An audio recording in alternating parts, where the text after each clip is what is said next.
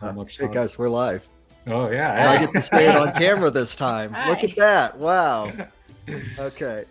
Hey everybody, and welcome to our July 2023 episode of Tales of Terramir talk show, name in progress.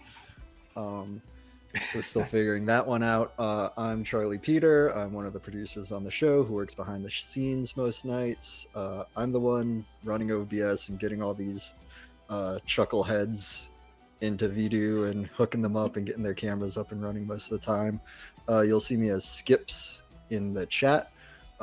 Usually kind of active in there until like halfway through the session, and usually someone's camera bugs out or something and I have to start putting that fire out. Transition. Oh, hey. Okay. Well, I'm Mike Jones. I play Gemma Ashenlight, Azamar, Sorceress. And I'm Hannah Nye. I play Willa Kettlewhistle, Gem Dragonborn, Blood Hunter. Yeah. So basically today we're just here to talk about our last two episodes of Tales of Terramir. We had a lot of fun the last time we did a talk show. I know I wasn't part of that. Our other producer Zach was hosting it. So we thought we'd do it a bit more frequently. So we're going to be talking about episodes 26 and 27, basically recapping after they defeated the Bone Devil, and then had some downtime in the next episode to kind of improve their characters and do a few things like that.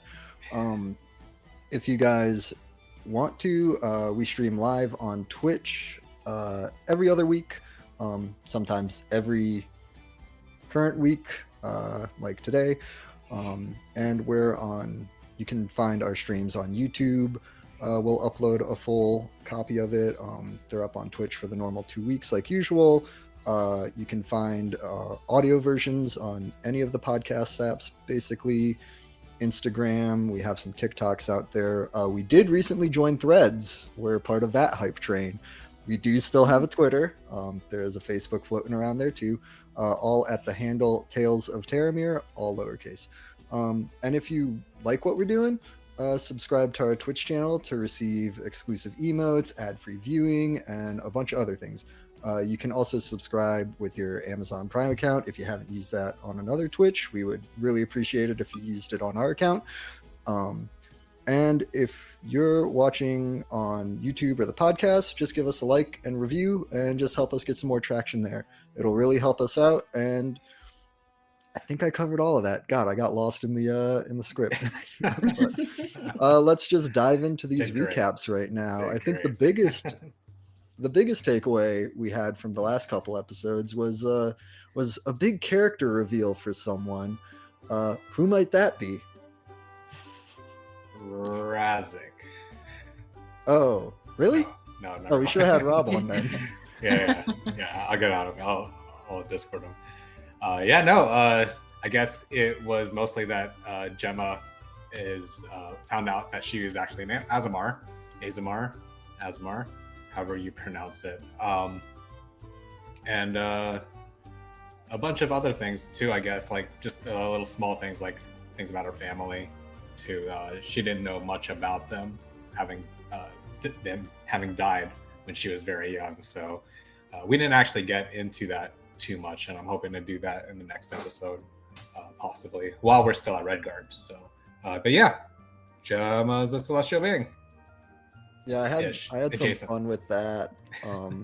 Probably like a day or two before the stream, was like, oh, I got some new art, and we made like a private chat, and it was, since Hannah does a lot of our frames and everything, Wes is the GM, Zach and I usually set up the stream stuff. It was Mike's character. So it was that pretty much the majority of the team was in this private chat, and Wes is like, we want to avoid spoilers for everybody. And I realized Rob was missing the stream for a work thing, so Razik was out. And Anton was the only one we were saving the surprise for. And I'm just like, Justin's not going to know what an Aasimar is. It's like, oh my God. We could tell him that. And what's an Aasimar? What's an Adamar, I think he said. Yeah. Something like that. He did some bit where he just mispronounced it like 5 different times. But yeah, good I guess on it was him. kind of locked down in our circle here. just for keep it away from Justin, and then Razik found out eventually. Yeah, there's been a couple things like that where I've found out about certain aspects or character things like a month or two. I think the biggest thing was Willa being a were-wyvern.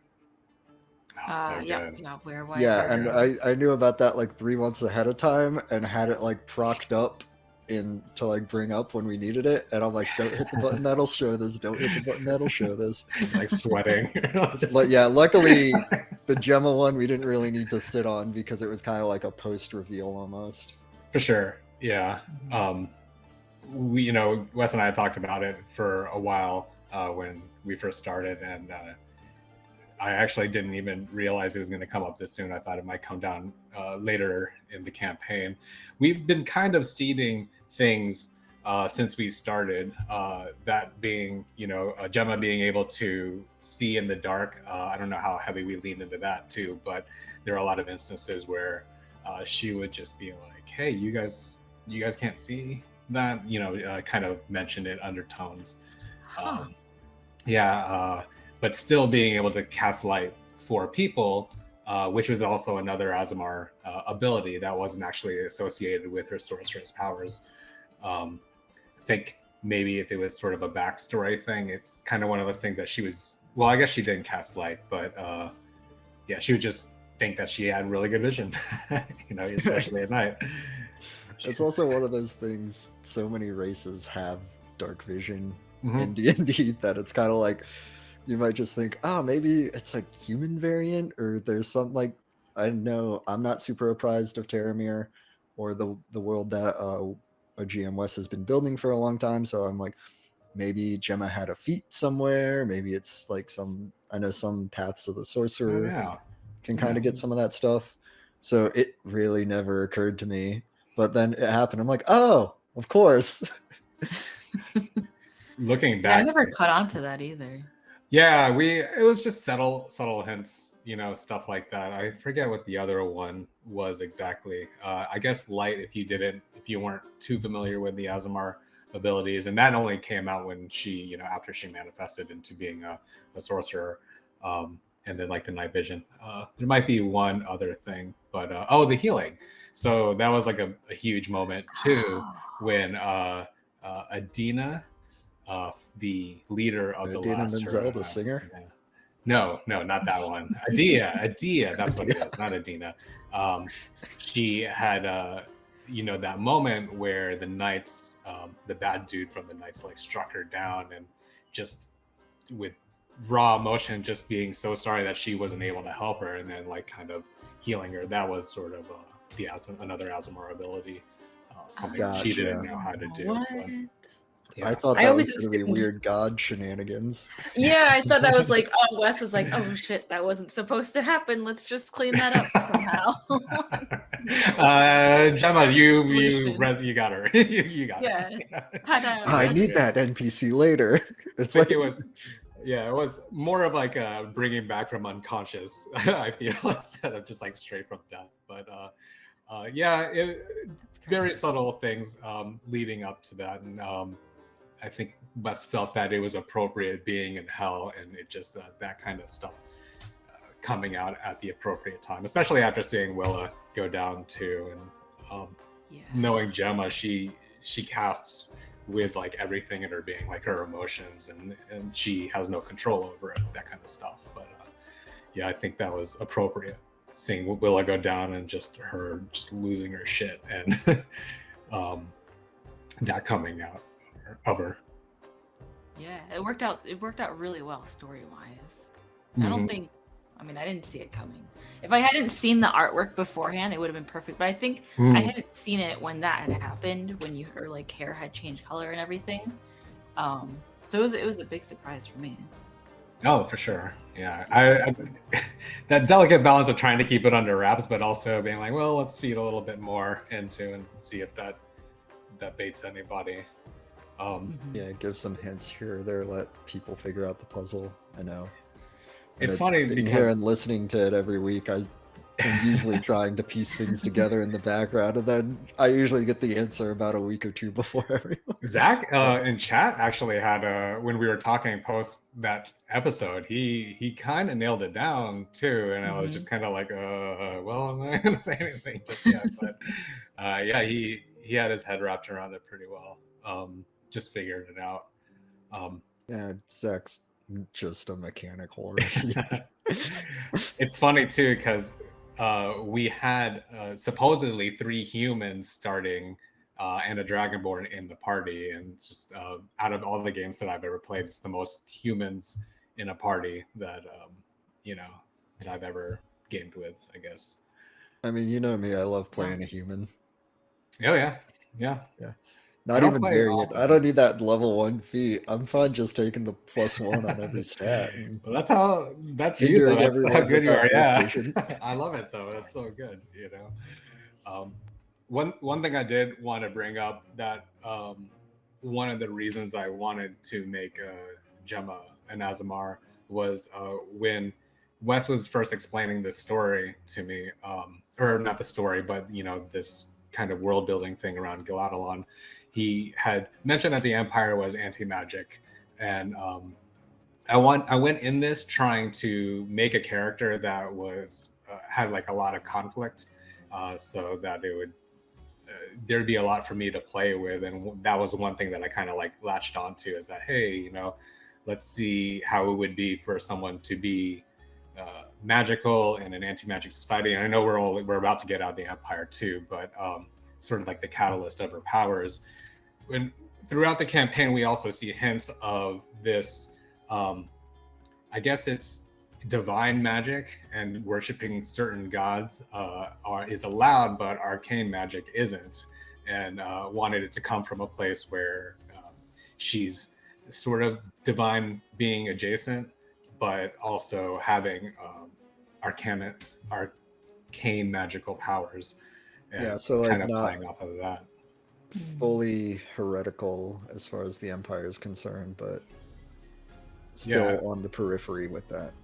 But how I don't know how, I myself don't know how they would react to that, because even of the divine gods that you're worshiping, there is like a set list that these guys are allowed, but these aren't. So would they still brand her a heretic, or Yeah, I would dig through the piles of lore our GM has, unless he wants to message them to me, because I know he's listening in the background. But yeah, I know there's a lot of different deities and stuff, and I'm not sure which ones are kosher with the Empire and which ones are kind of. I know Savamil, he worships Quathalia, and it's like, is Quathalia cool with the Empire? I don't really care, but I mean, yeah, I mean, he's pretty vocal about her. So. Yeah, for sure. No one said shit yet, so or anything yet. Excuse me, but maybe he just gets away with being that foreign guy. We don't understand her. Yeah. So she is a deity of light. Yeah. Yeah, we had a message from the GM. Whisper in our ears. I told Wes before the stream started he's gonna want to unmute himself and comment towards us in the chat. So, but how is that going to be? Because her being an Azamar isn't exactly part of worship. She, I think, was worshiping at the time prior to all of this campaign. Worshipping Hanessa, which is sort of I think she's the goddess of like the harvest and farming, stuff like that, and this has nothing to do with that. So, and I believe we were talking about this, he was saying that Azamars are very rare in this world. So again, just wanted to play off some of the things off of his world building. So I don't think natural, and I mean, we'd have to talk to Wes about it, but I don't think that naturally magical beings are hated by the Empire. Like maybe they're like kind of like wishy-washy about it, because I don't think they, like, for example, Will is a gem dragonborn, but she hasn't been to prison and like slaughtered or whatever. I guess as long as she doesn't use her magical things, then she's in the good. You know what I mean? Yeah, that's interesting. Yeah. Is dragon breath magical, or is it just like or is it a natural magic? I don't Is it, know. Let's isn't break it like down the. isn't all magic magical? Or is there natural magic and then magical magic? It's there's that fine line. I don't think they're like, hunting unicorns or anything like that. But I don't know. I don't know. Do they? That's something that I guess we as a party also have to explore, or as a group have to explore. All magic is magical. Oh, Rob's here. Okay. We got let's do. I think we got a couple subs here in the chat. So let's say Really? to Hey. MCAP for a prime sub. We got Gallant Ghost with his prime sub, and we also have Oakward with a sub. So thanks guys for that. Yay, thank you. Oh, okay. Oh, okay. That checks out. All right. So yeah, but we kind of went over some of the ASMR things with Gemma over here. And then after that, I did realize while you guys were in the frozen ring of hell trying to escape and do some stuff with that, wasn't our like first test game that we did, like we didn't stream it or anything, we like ran a test just to test a recording. Was that the game with you guys in the ice cave where everyone kept slipping up an ice hill? That was our That was a different precursor campaign. to All right, that was a different personal Frost campaign. Maiden, yeah. All right, I do know. But I was having some flashbacks during these ice caves while you guys were all trying to escape with a ton of enemies flying at you, and you all seemed very determined to fight them all instead of just climb the rope. I don't know. I didn't realize it was one of those things. I thought we were scripted. No, right, for sure. Hey, we told that dude we should get out of here. Yeah, I blame him. We're like, we should go. We gotta go. We gotta. Oh wait. Let me look at your items first. Bring out my little magnifying glass. It's like I like there's like stuff like skittering behind us. No, I think we should really leave right now. We need to leave with a bag of holding that has like 10 dead bodies in it. Oh god, that's probably one of my favorite parts down there. We're just collecting the bones. It was very important. It was great. I mean, to bring back no, don't leave anyone behind, right? Yeah, it probably led to one of the more moving moments of the campaign, which was the funeral that you guys attended at the end of that episode, right. which Wes had written up that great speech for and everything. How'd you guys feel during that? I know it was kind of like a capper to like this whole, probably your biggest boss fight ever with like the most stakes. I know it was like the first time someone actually went down. Is it really the biggest boss fight with Razik's 14 critical hits? Well, outside of Razik. I know, I'm just messing around. Good rolls too, though, Razik. Very, very kick-ass. Which I'm almost tempted, since I get some channel points too for watching the stream and modding it, that whenever I send you guys one of the inspirations, it's like, just send it to Razik. He'll just do 100 sneak damage. And he got it in the last episode too. He got right? like a couple crits. Also, it's crazy. It's just crazy. Oh, it's so crazy. Oh, wow. We need that on like a soundboard. Oh, so do. crazy. Oh yeah, we were one of those crazy Twitch channels, that just goes, oh, crazy, it's so crazy.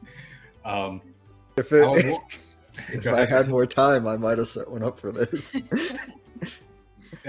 it on. We'll make it a stretch goal. Yeah, put it on the task board. Yeah, join us for season 3. I was wondering during the rite of passage, because there wasn't a lot of time between when we got out of hell and then moving on to that. Did they just burn a pile of bones, or did they were they able to put them all together, or I guess it didn't really matter if they were just going to burn them anyways? Well, it sounded like some of them were corpses, some of them were like Encino Man, other ones were just bones that got so it's kind of different things. You guys didn't really do a great archaeological or respectful collecting of the bones. We Not got that you them had time all. for it. Yeah, we Yeah. got them though. That was the We were important yeah, thing. we were in a rush, but there was a lot of great description, like you mentioned, Charlie, about like all the bodies looked slightly different, right? Like one Yeah. was picked clean, one had something else, and I was Right, like, this yeah. has to be a clue, but I couldn't figure it out. I just gave up immediately. I was like, I don't know. Was it a Just clue gave or up. was it set dressing? There was this Both. the secret was there were varying levels of hunger between everything that was eating. All the Oh bodies, yeah, I guess, yeah. I mean, on the map too, there were some skeletons and some bodies too. I don't know. I guess that's what you find in hell. A bunch of dead bodies. It's normal. Do you think they do the rite of passing like every time someone dies? Like if they did that the one night and then tomorrow they're like, oh no, some of our brothers got killed on the road the next day. Like they're like, oh fuck, we gotta go do that whole thing again. have to do it over. I mean, I assume so. If you're going off of like any of these like medieval fantasy places, it's like they can't really store the dead bodies. They gotta burn them the next day. So Yeah. you can't do it like Their whole at the end thing of is every burning them. Right. So you Maybe, gotta take like, off like 2 days of elderly. work off. All right, Thursday's trash. Thursday's trash, and then Friday we have the rite of passage for. Again, we just had one. Yeah, but they died on the road. They're gnolls. They're Timmy gnolls had on an the road. accident in training. That's so Fell off the sad. ladder or something. Just Yeah. constant funerals Oh man, every other they, week. they got it rough over there. Depending Well, on it's how not a big senior they're. home though, right? Like What was that? it's not a senior home. Like they're not dying all the time. No. There was definitely younger people in the order. Right. Is that rude to say? I take it back. No, now I'm just imagining a knight's order with a bunch of. Oh, yes, you need to go to hell. He chose poorly. You know. Yeah, they have Oh, a man. secret grail room, and they lose like one intern to a grail a week. To the ground. Like, why do we even have this thing? It just keeps killing everyone. Oh man. Yeah, that was fun. No, yeah, the funeral was really nice though. I think Wes did a really good job at like the script that he read out with that, and then the timing with the music. It's actually Oh, he timed it perfectly. Okay. I know. Yeah. He said he practiced for it a little bit. yeah.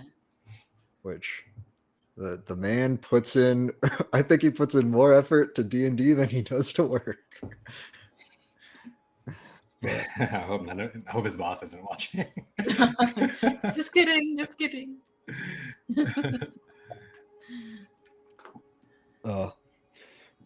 But yeah, so then after the funeral, we kind of that was the end of episode 26 there. Kind of flying through this, but is what it is. You guys ended up joining them for a big feast in the hall, which those are usually some pretty fun events in this campaign.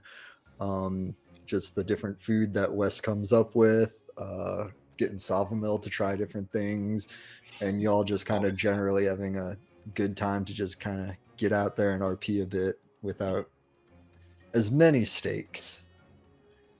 And there weren't any stakes at the buffet, so No, yeah, there no, was- there weren't, and very little bacon after we got our hands on it. they The did only have the thing- tuna of the land though. Yeah. Chicken, yeah, Chicken. chicken's so common. No. I thought it was going to be like Harry Potter tables full like feast, you know. Good food. It was just kind of like off to the side there, like, oh, okay, just get your plate, pay for the good drinks, you know. Right. Like, damn it. Okay, fine. Honey horn means got me. So honey horn. Honey mead? Sounds right. Honey Yeah. mead. I bought it anyways. Whatever. It's mead. It's mead. That's so sweet though. Didn't matter to Razik or Anton because they get constantly drunk. Or when there's a party, I guess. They didn't have to fight anything, so not this time. Yeah, one of these times it's gonna end in a fight. Razik had some insane rolls for his gambling, which I thought that was just gonna backfire completely on him. I want to think that he found the like the Fight Club somehow in Red Guard Keep. I thought that was kind of funny. I'm like, oh wow, hey, yeah, leave it to Raz to find that shit. It's training for the order. Yeah, I guess it helps them make them feel alive, I guess. Whatever they need to tell themselves. Yeah. Oh, hey. I was kind of expecting for there to be a fight while we were doing that grand feast, like kind of like Game of Thrones style, like Red Wedding or something. Like I was like, yeah. Willa's not drinking. She's staying straight tonight, just in case.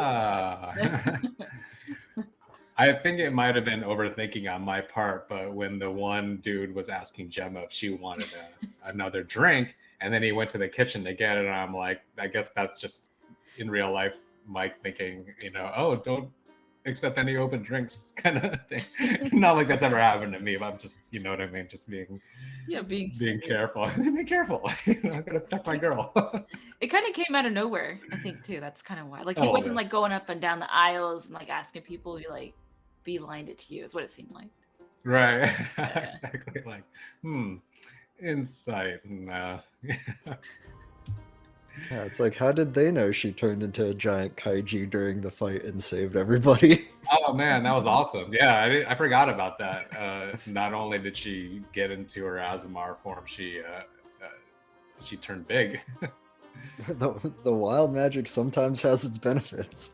Yeah, I wanted to do like like wrestling the bone double, but Razik in his 14 nat 20s. He almost went down too. That was really close for Razik, even with his uncanny dodge. Willow went down and Razik came really, really close. So yeah, hard fight because Willow's like the tankiest in the group, right? She and Anton. Yeah. Okay, Anton's pretty tanky. I think Anton may have slightly higher AC, but gotcha. Both of them are sort of combat-y, so a lot of HP too between them. I'm never quite sure where he stands, just due to general confusion on mine and Justin's part, where it's like, oh yeah, he's a fighter, but he has all these maneuvers that he doesn't do half the time. Situational, right? Yeah, pretty much. I know he's been reposting a lot more recently. It's been a good move. It's been fun seeing over the campaign, seeing Justin slowly get better and better at D&D. I know he was he was in a table campaign with us for a while that we were playing. I think that was Saltmarsh. He joined us. And I think that was like the first time he'd ever played. Was he playing the monk? I think he was a monk. A blue Genasi, right? A Genasi. I'm pretty sure it was a monk. He was like the ship's cook too. Yeah. No, that was another player. I think that was Kat. I don't know. I don't remember. Water Genasi. It's been years. But no, he's picked up fighter really well. I think that was a smart choice because it's relatable. It's for even as complicated as a fighter class can get. Sometimes I think that the newer players are able to wrap their head around the maneuvers and what they can do, because it feels more grounded to me, I guess, especially the Battle Master. Yeah, I think fighter and barbarian are probably the two best classes to start with. I know I hadn't played too much before I started playing with you guys and Wes, and I think I started with like my first character with that group was like a warlock, and he's probably my least favorite character I've ever played because I just didn't know what was going on that much. I didn't have any character stuff written, and it was kind of just like, eh. And then the next character I think was in Saltmarsh, where I played Keith, which was my bro orc, and one of the best characters it just worked. So good. He's so good. Yeah, I just gotta go. I'm looking for my half brother. I heard I got a brother, and I'm just looking for him. I love the ending to that he just kind of swam off into the sunset. Lieutenant He just Randall. like talked to just all right, I guess there he goes, that I wanted to comment that I watched the episode recently, the last one recently, and I think that even Anton did a repost and use it to kill the last guy, the Flynn, I believe. Yeah, it was a good maneuver. Oh, that reminds me, you guys, let's remember to see if we can pick up that flail. I don't know if that's something that we can do. Oh, the skull flail. Yeah, Yes. I did that something similar in another campaign, and he was able to use this for a good minute. I think that guy was more metal than the Bone Devil.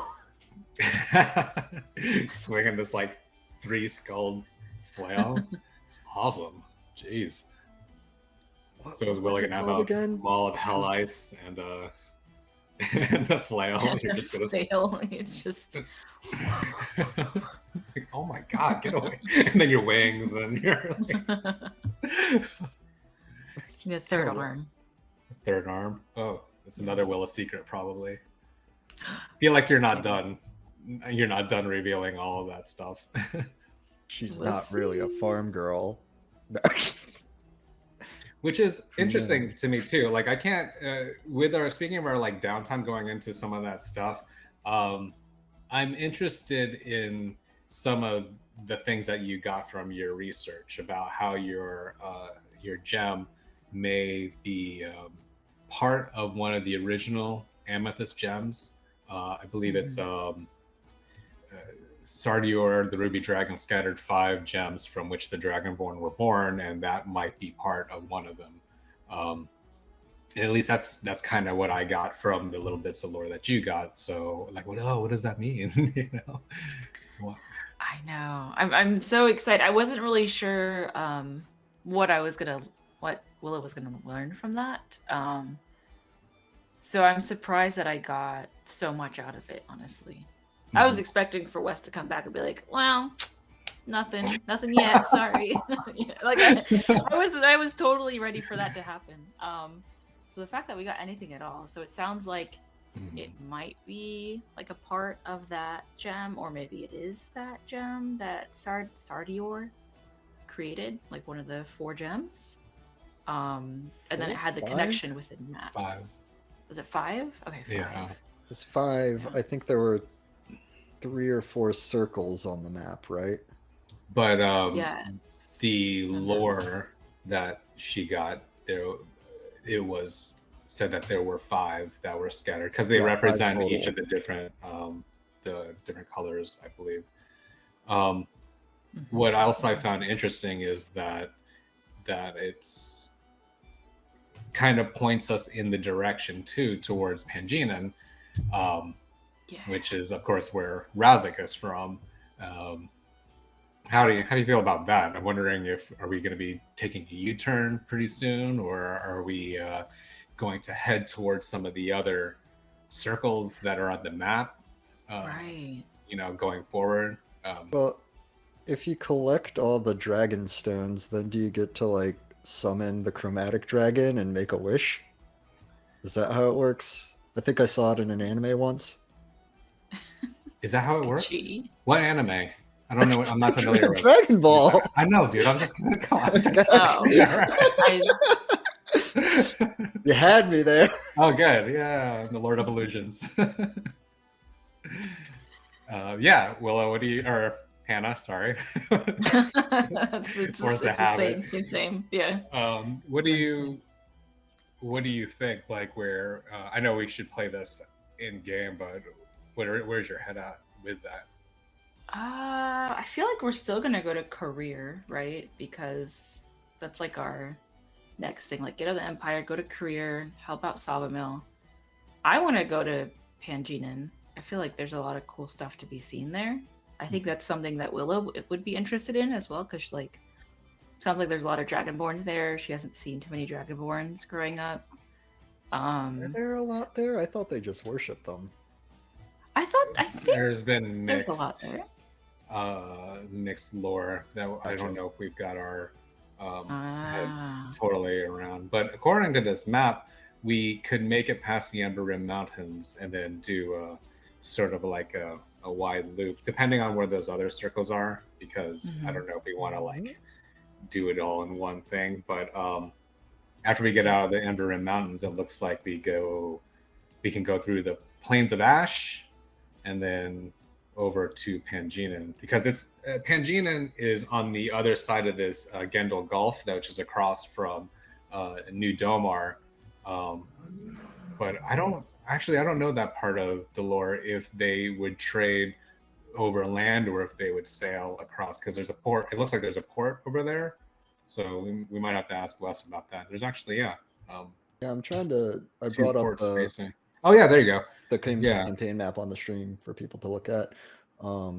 So I think my mass is showing up on this one.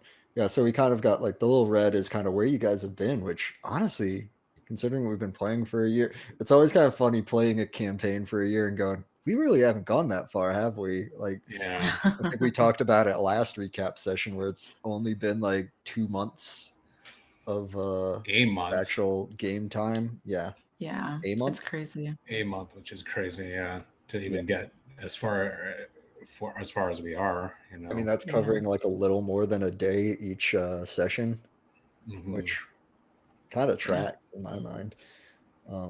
But yeah, so you guys are basically at the circle right now, so kind of backtracked a bit. And then we got Pangina down here, or Pangean down here, and then Courier all the way up here. So they're kind of like on opposite sides of the continent, basically. I don't remember where those circles are. Excuse me, exactly. Hannah, do you have them in a notebook? I have a map up. In real life notes. In my real, yeah, that would be insane if I were to draw the whole map. Maybe I will one day. I love maps. I would have maybe it's in the. I don't know if it's in. You make a cool poster, actually. Let's see. There's a circle. There's a huge circle around Terren Bluff. There's a circle around near Oaktown, and then a circle around Mellador in Courier, or like that area of Courier. So there's only 3 circles. What's this map called? I can bring it up for people. It's in the handouts, right? Is it? I'm looking at it in our Tales of Terramir Discord channel. If you guys want to see it there. Yeah. What's that? Okay. Oh, I see. Yeah, Olarov's map under Domarian. Yeah, there you go. Gotcha. Oh, you clicked that and it brought it up for all of us. There you go. Great. Perfect. Yeah, so 3 Let's circles. See if this just glitches out Roll20 trying to make it big for everybody. Do it. I think the Terren Bluff one, if I remember, was where they said the original amethyst gem was supposed to be at. So it's interesting that it's circled on this map if she has a piece or if she has the gem herself. I don't know. It's right on the border then of Pangean, and it looks like it. Yeah, did Salvamil say that volcano is where he's headed for his little mission? Salvamil, yes. Well, was it the volcano? I know it was Courier. Yeah. I don't know if it was a volcano or not. I don't know why I have that in my head, that he was going to some sort of at least mountainous terrain. I don't think it's just the Ember Rim Mountains though. So I think we were going to the Dwarf City, right? So whatever that was called. Mellador.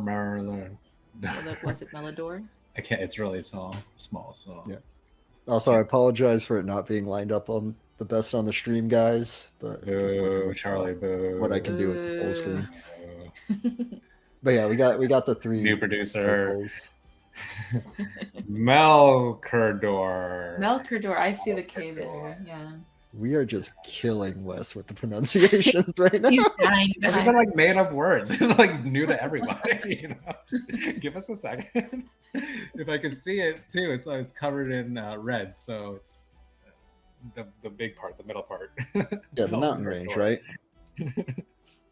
Yeah, that. No, that's the Ember Rim Mountains where we're gonna head through. Which what's gonna be in there after we get out of the Empire? Which again, I want to come back and say, great idea, Willa, to get all that armor and the horse armor from those knights. That definitely might come in handy. Ooh, yes, maybe when we pass through. Yeah, I had no, almost forgotten you guys were like down on AC, right? From fighting some things.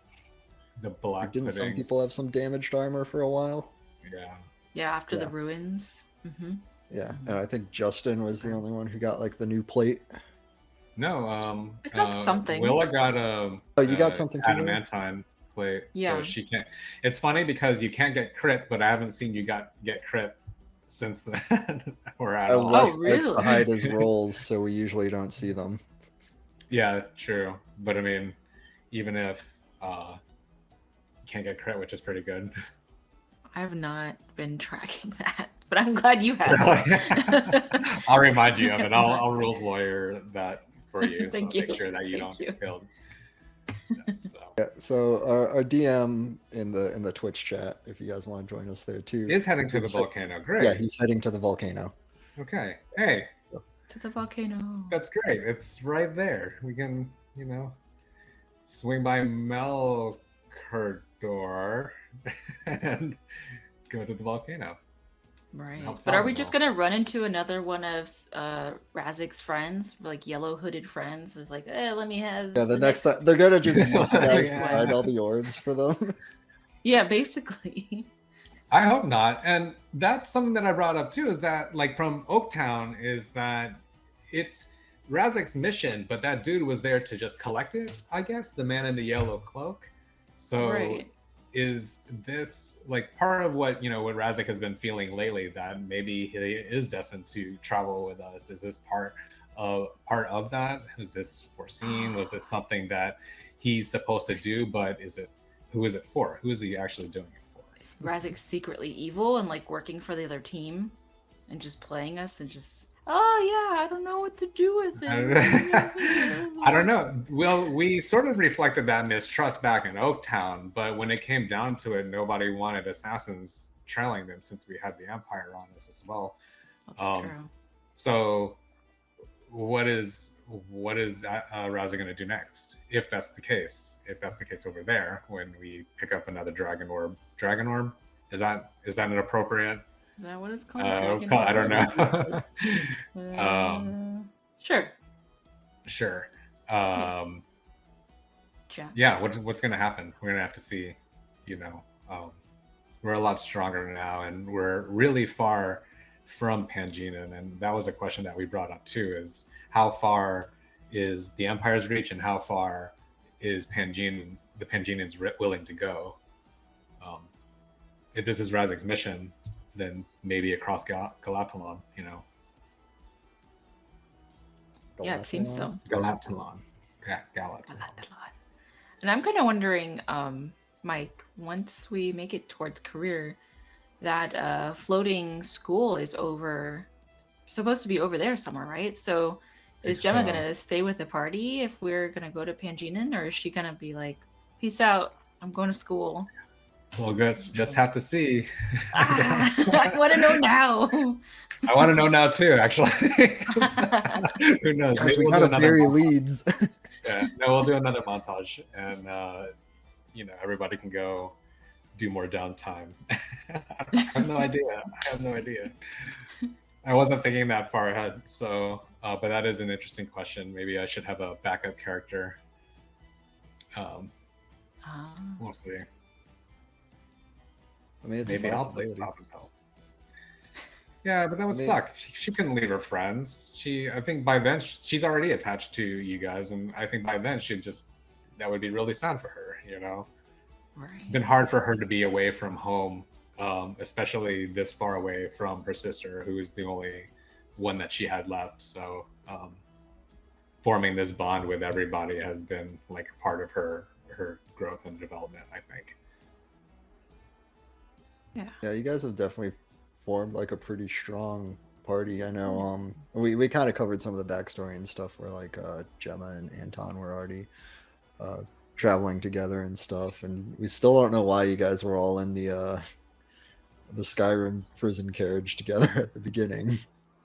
We tried to talk about it over the feast, but I don't know. I just felt like we were trying to work it out, but we didn't have any sort of appropriate way of just knowing or finding out. There wasn't a book that we could read. There wasn't anyone that we could actually ask. We were just kind of asking each other, do you remember? Do you remember? And of course, nobody does. So yeah, how do we, if you guys have any ideas, let me know, because I'd be, do we have to go to a psychic or something along those lines? Oh, maybe we can touch minds with Razik. Well, I'm Fanginin. Maybe. I heard there's psychics there. One or two. Yeah, they wipe Razik's mind, right? So did one of his people do something to us? I hadn't thought about that. Did he do something to you guys? Did he do something? All right. We're throwing a lot of shade at Raz. Razik is going down. I was a little bit here. Now I'm just, you guys are tanking it. We're gonna go into the next Rob, episode like not trusting Razik at all. Like, oh, I know he's watching too, so you can stay can't behind defend himself. Razik. Yeah, if you wanna defend yourself, Rob, in the chat, we'll pick it up. Explain yourself. Do it. We'll wait patiently. Go. I mean, Anton could be a double agent for the army. Who knows?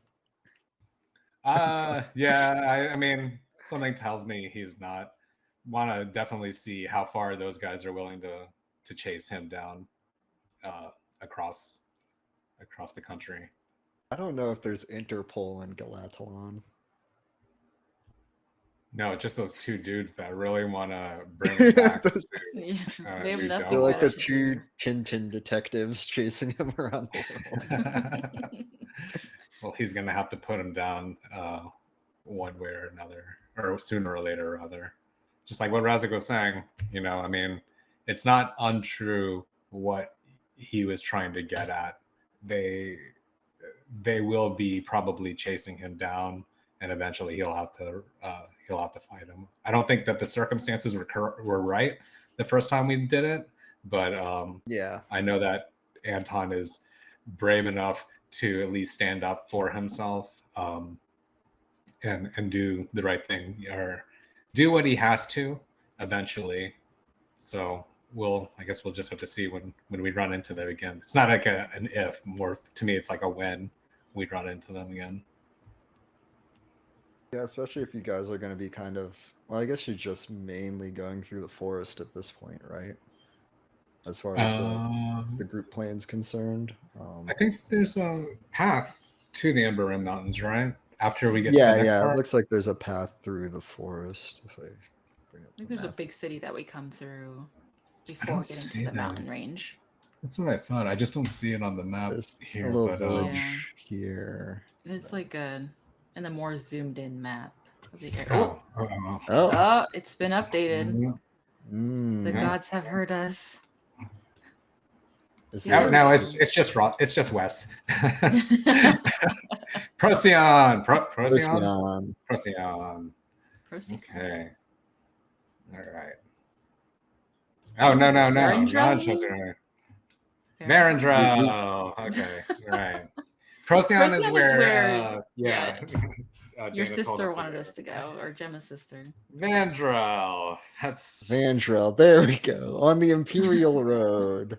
Gotcha. We're all caught up here. Yeah. That looks like a serious place. And Wes is using hexes on the map, which I love hexes. We'll have to figure out how to get there without being seen again. So maybe that armor will come into play. The one we stole off of the Imperials? Is that what we call them? Mm-hmm. Okay. Did you steal Empire? Imperials? I thought Empire. When we were confronted outside of the ruins of Yelkanel, they attacked us. Scooped up all their stuff.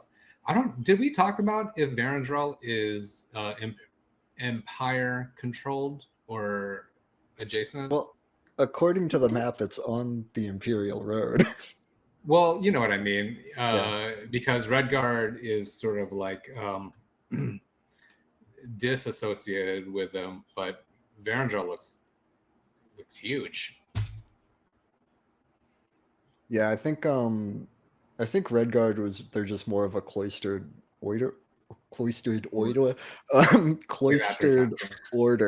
There we go. order. Word's hard. And they use like their kind of more religious magic to kind of get around that stuff and protect Religious magic. Yeah, it's not magic magic or normal magic. Going back to the It's magic, things. yeah. Right? clerical magic. We need a chart of like. Well, Yeah, we're gonna build our lawful. Well, they were blocking the hellhole, the hell mouth, you know, so, which apparently the Empire doesn't give a shit about. So they're grossly underfunded for blocking a hellhole. right, yeah, they appropriated the necessary materials they needed to do their job. Yeah, Verandra looks pretty big. I don't know. I mean, I can't imagine that something in the Empire would thrive like that without having some sort of association with them, but I guess we'll see. And I know our GM's been pretty excited. It sounds like it's going to be like the biggest city you guys have actually encountered, or actual city you guys have actually encountered in this campaign, because you've mostly just been hopping between like villages, kind of moderately sized towns and stuff like that. So yeah, when we get in there, we should be like, I have an idea. When we ride around Verandra, they will never ever suspect it, and then just circumvent the whole thing. And just completely miss the whole city he's written. I love you, Wes. That'd be great. Yeah, you just keep it in your back pocket for when we return. We'll come back. We'll come back in like 2-3 years. Totally. Prior to this campaign, Wes was GMing a Wildmount campaign for us, and I know he set up like this whole assassin subplot for us, and we had just like skipped it. My character was like new and noble in town. It was basically like, "Hey, Mr. Noble, we found an assassination plot. Can you tell the guards and take care of this?" And then we just left. Wow, we don't want to get tangled with like a royal assassination. No. The pains of being GM or GM. That was great. He's gonna try it again in Verandra. Yeah. Yeah, he's gonna bring that whole subplot into like, oh man, we gotta go.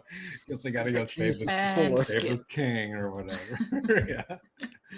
I told you guys we should have skipped the Verandra. It turns into a whole thing that lasts the next year. It looks like I'm looking at my arm like I have a watch, but yeah, it looks like we're coming up on break time here. So I think we'll cut for a 5-minute break. We'll be back shortly to kind of cover some of the other things that went on. And I don't think we really touched on too much of episode 27. So there's a couple more things we can touch on there and just kind of continue our chats for the night. But yeah, join us again in 5 minutes. All right, and we're back. Hope you guys enjoyed your 5-minute break.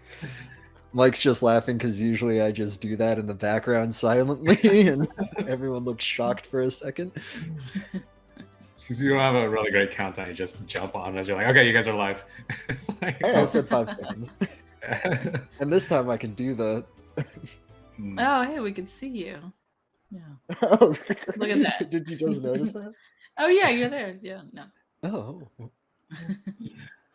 So, as far as downtime and stuff last episode, I know we touched on Willa's research and everything, but Anton also did a bunch of research into the Undying Forest, which I think you guys are going to have to travel through at some point, right?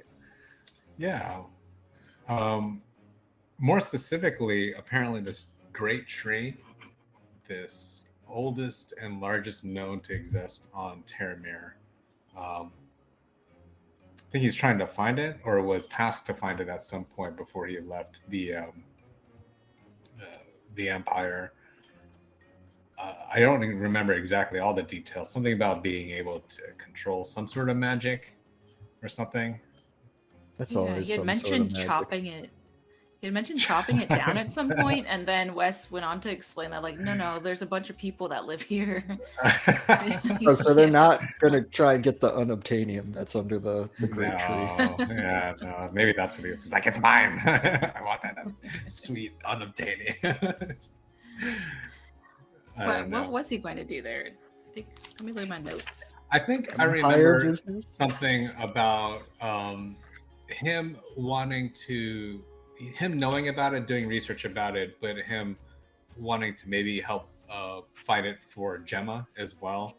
I think he had something to do with hey kitty, something about She woke up from her maybe nap. bringing her there and finding out what it's about. I'm not exactly sure on the details of it completely, but sounds like something Anton would do. Mm-hmm. Just to help. It's all to help Gemma, right? Like, it's I not guess, like a personal yeah. thing for him, really, other than for her. But yeah. I've been thinking recently too that I'm wondering, with Gemma's growing powers and her ability to start taking care of herself more, she herself, like, I know that we kind of did this in a few episodes ago, how she still sort of alludes that she needs him for support, no matter how powerful he thinks she's getting, that she still needs him there for the other things that she's not prepared to take on. And wondering if it gets to a point where, what is Anton going to do, or how long is Anton going to feel that Gemma is his charge? Is he still having those demons chase him from letting Sue Lane perish over the mountain? So I want to know where he is going internally with that eventually, and seeing how he combats those issues. Basically, when he lets Gemma become Nightwing instead of Robin. Nightwing is. I don't know. I'm already like Dark Phoenix, so. It's too We can't cross contaminate the rest. We got a little bit of X-Men, a little bit of Last of Us here. It's all a hodgepodge of stuff. Oh yeah, Last of Us. I don't know.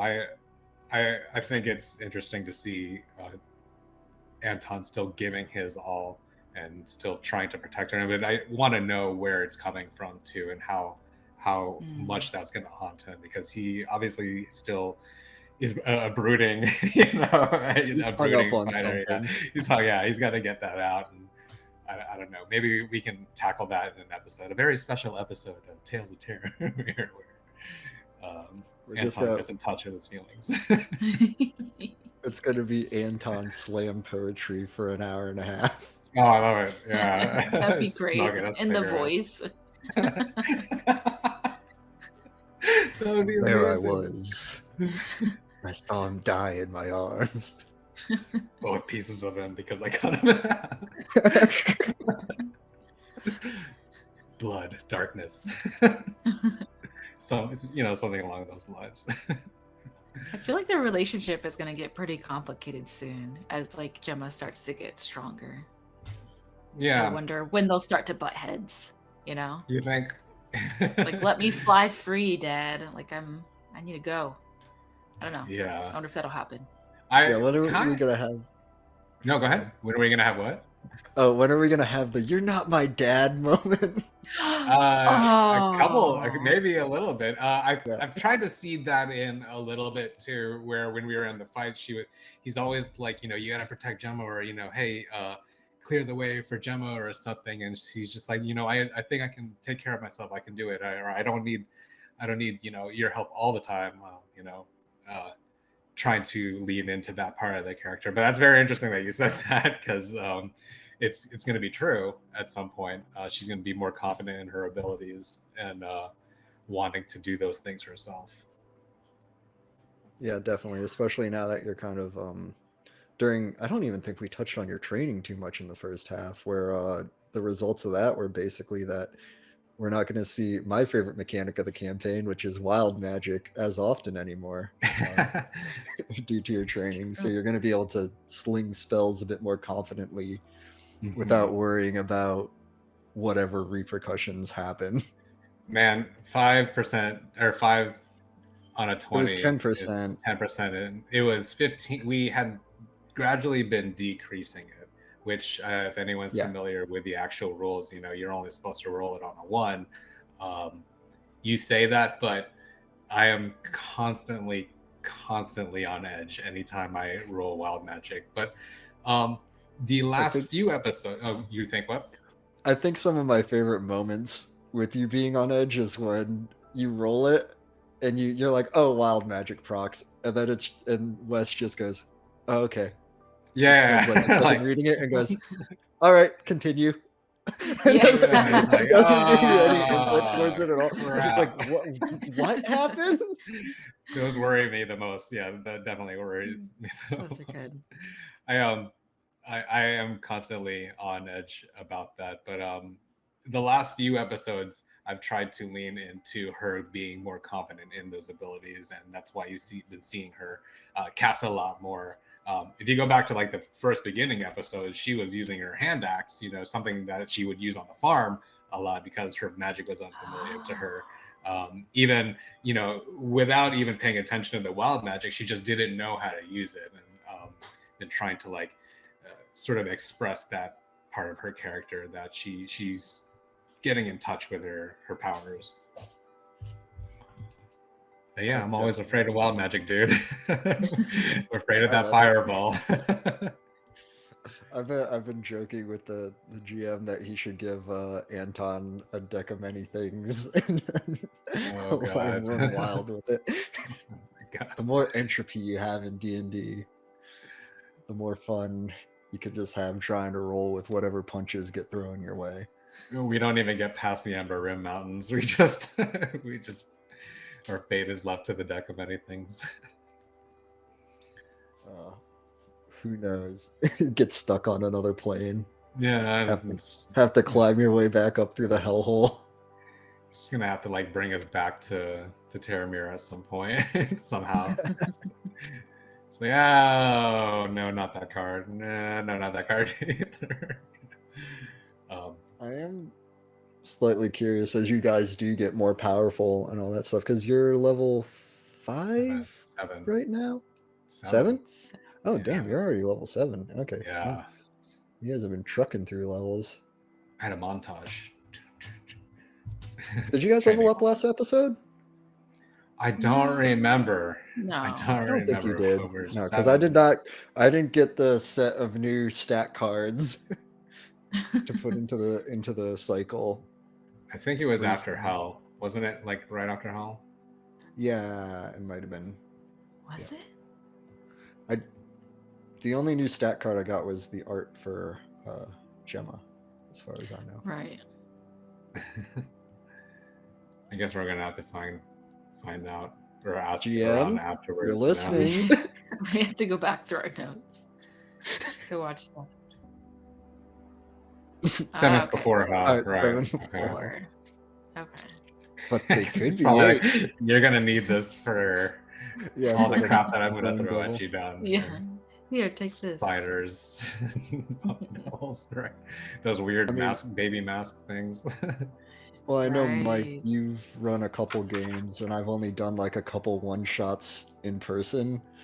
But my lord, balancing is a nightmare.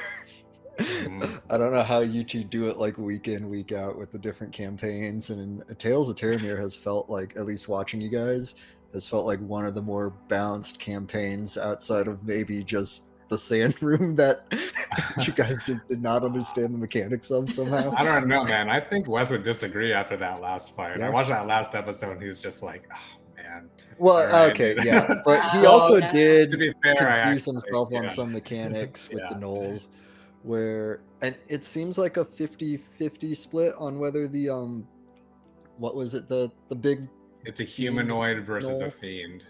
Yeah. The gnolls are humanoids, but Flint is a fiend. Yeah. Which, it's that's an honest mistake. Yeah, and it's kind of just like figuring that out. And I know we're all still learning the rules here. Every once in a while, if I kind of see an egregious mistake, I'll try and chime in the background silently for you guys.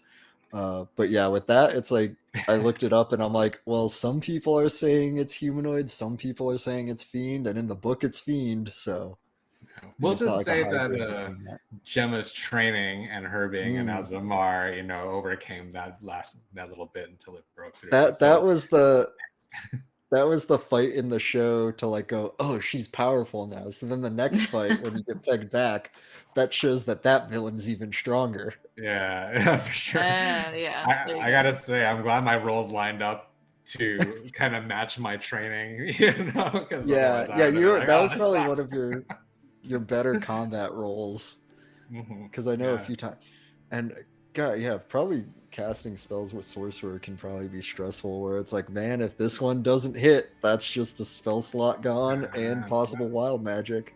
Yeah, well, thankfully I have cantrips to lean Yeah. back and to lean on, but and sorcery points. But I feel very much that way about wizards too. Playing a wizard, actually 2 wizards currently, and that's just kind of like oh crap, oh I can't quicken another one or twin something. So Right. Well, do No. you see?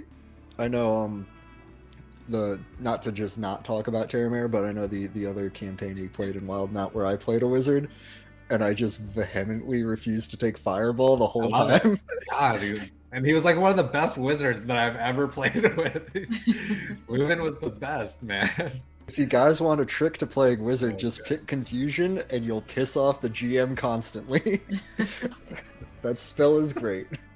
That saved us a bunch too, though. Yeah. To be fair, that was a really I was great almost spell. disappointed when you all, I think your wild magic procced Confusion one session, and I'm like, Yeah. oh boy, they're gonna be confused, and then everyone just like made the save, or there was some aura that you guys were Yeah, immune to it, or Savamil's. No, Savamil's Savamil had blessing cast or something. that sort. It was not blessed, but it was. I forget what it was, but Beacon of Hope. That's right, and that was one of the things for it. It's like advantage on death saves, and you get advantage on the wisdom saves, and like, well, we have to get the advantage on that. It's like nobody ever uses this spell, so let's do it because it's really good. And Wes is being awesome about it, so I'm really happy about that.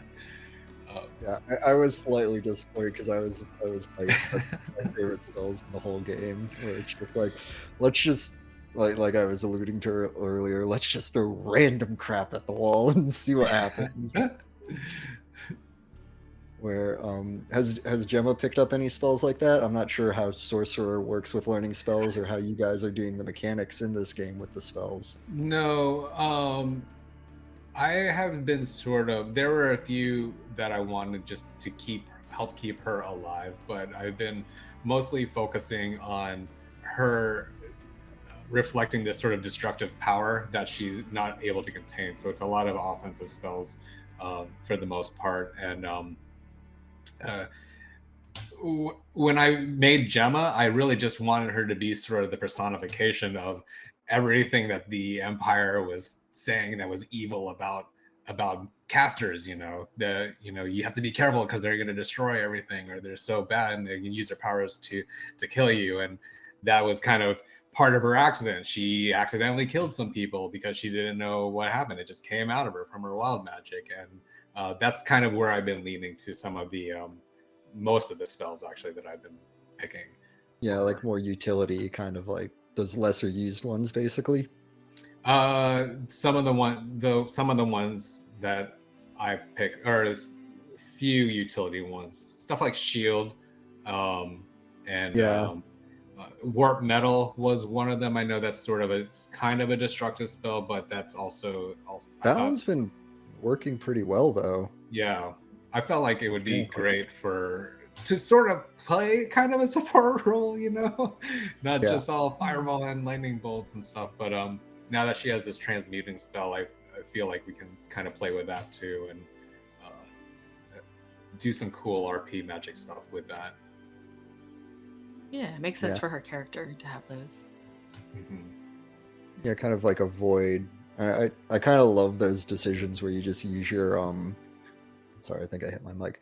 You use your character and kind of like what they do to inform how you're picking, what spells you're using, what feat you might pick at this level if you pick a feat, and go from there. I know I think in another campaign I recently started playing a Blood Hunter too, and it's been fun having Willa as a blood hunter, kind of like going like, oh, so this is what kind of I'm kind of using you to suss out what paths you can go down with it.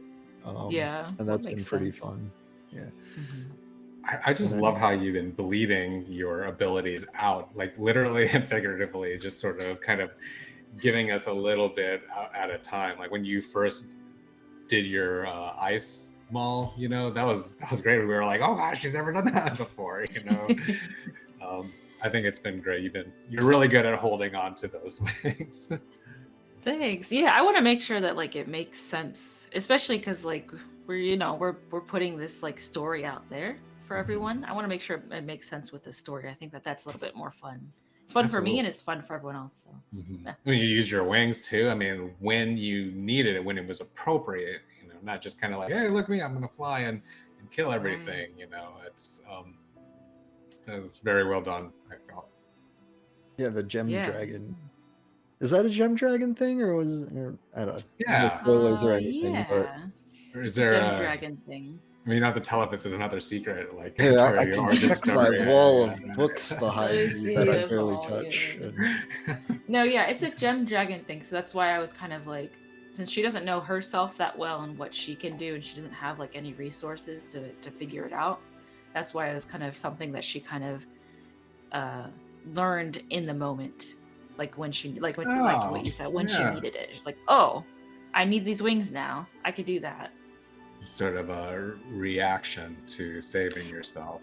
Yeah. And now she cool. could use the ability, kind of like what you would see like in movies or TV shows. Like they get that thing when they finally need it. Like, you know, like you there's that like trope of like, oh, I can't use my skills, like so annoying. And then they finally like are on the brink of death, and they're like, oh, okay, that's how I do it. That's how I win the day. Yeah. No, it was great because you know you don't want to fall in a pit of spikes. You know? Right. Exactly. Is that something? What can like mechanically you can use that for like a minute? I think that's correct. here, wait, let me check.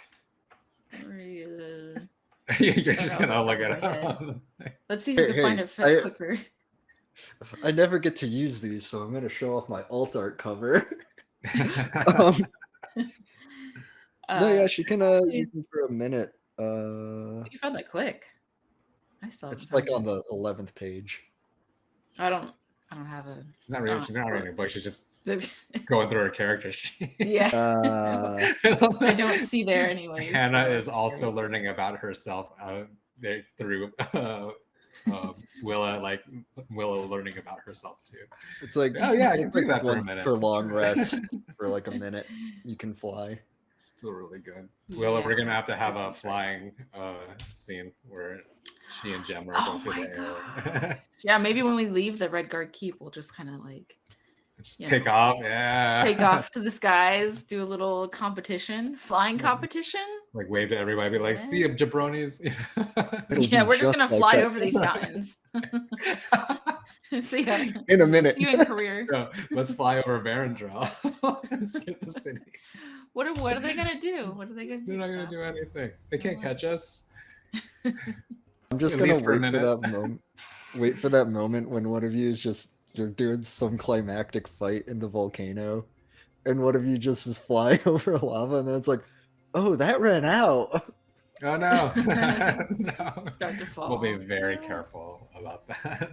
Yeah. Well, you know all about lava pits, Mike, and characters getting pushed into them for no reason. Which one was that mean? Oh, your Halloween your Halloween game where I dropped your like big bad into a lava pit. Oh yeah, no, yeah. Charlie killed one of my protagonists because they were playing the bad guys. Dropped her in a lava pit. Very excited about that one. Thanks, Charlie. Think about that. I just wanna, you know. He essentially one-shotted one of my stronger bad guys or good guys, power bad guys. So yeah, that was fun. Yeah, balancing's hard. Balancing is hard.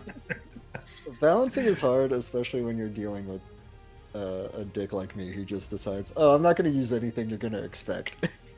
That's why, dude. That's why I thought Luan was such a great wizard, man. Like you were just using spells that you weren't just defaulting to Fireball or anything like that. You're just having really good uses for the spells that you had. Very unconventional uses and unconventional spells. Yeah, it was great. Thanks for killing my dude. Anyways, back to Terramir. That seems like how Wes felt in that last fight. I know. That sucked, but he's a really good sport about rolling with those punches, and I'm pretty sure it's not going to be like the last very big bad guy that we're going to face. So yeah, it can be tricky, and then just making sure. I know whenever you run a game, you're kind of just like in the moment, and you just whiff on like 5 different mechanics at a time or whatever, and I get that fog of war. Yeah. It's like you get stuck in a rut, and it's like I did the same thing like 6 turns in a row, and it didn't change anything. So, if you guys didn't tell me that the Flynn was a fiend, I never would have guessed. I just kind of assumed that because of the nature of their creatures, that they were humanoids and that it would work. If anything, I would have thought it was like a hybrid, but D&D doesn't seem to do that too much in 5e. Oh, mixing creature types, I guess. Yeah, hopefully we'll just run into a lot more humans, not humans, but yeah, it does humanoids. Yeah, for the majority of it does seem like Galatolon is mostly a humanoid realm, and I mean most of the PCs and NPCs you run into are humanoids for the most part. I think that was one of the conditions that when we were first trying to hash out what we were going to play, that was one of the things that he pointed out, and that this is the limited list of races that you could pick from, and that was interesting, I guess. We weren't getting crazy with it. It's we have like elves, I know we have dragonborn, humans, there are dwarves, halflings. Yeah, so it kind of works like Dragonlance a little bit. Yeah. No, that's a good point. Yeah, it reminds me of like that. So yeah, that's a pretty interesting thing. At some point, Wes needs to make he probably has a compendium somewhere. I know we've just been getting drip fed lore between the game Discord, and then a lot of it's been posted in the actual channel Discord too. So I mean, you guys have access to this lore too. But yeah, so it's like slowly kind of learning that type of thing too. And then since I'm not a player, I didn't get to like dig into a lot of the character stuff that you guys dug into, actually creating characters for this world, which that's probably something we could touch on a little bit too. Like when you guys started like making your characters and stuff. I know this is kind of an out of left field, not on the script, but like kind of like what led you guys to like make the characters that you guys decided to make, if you don't mind riffing on that a little bit. For it, Willa or Hannah. Willa, Gemma, Hannah. It's all bush. Let's see. I think one of the big reasons I tried it, so we had played like a smaller game between a couple of us beforehand where I tested out a Dragonborn. And I wanted to try out playing a Dragonborn again because we had only played like one game or something like that. So that's kind of what led me to that. And then also, I guess there's 2 other reasons. I think Gem Dragonborns had just been released. Like like Fizzbands had just come out. Yeah. So everyone was talking about it. I was like, oh, that sounds fun. I'll try it out. So that's another reason, not really deep reason, but it was new and shiny. And then the 3rd reason was because like it was magical as well. So I was like, oh, she's got like these underlying tones of dragon magic, or regular magic for herself. So I wonder how natural magic, natural magic, whatever it might be.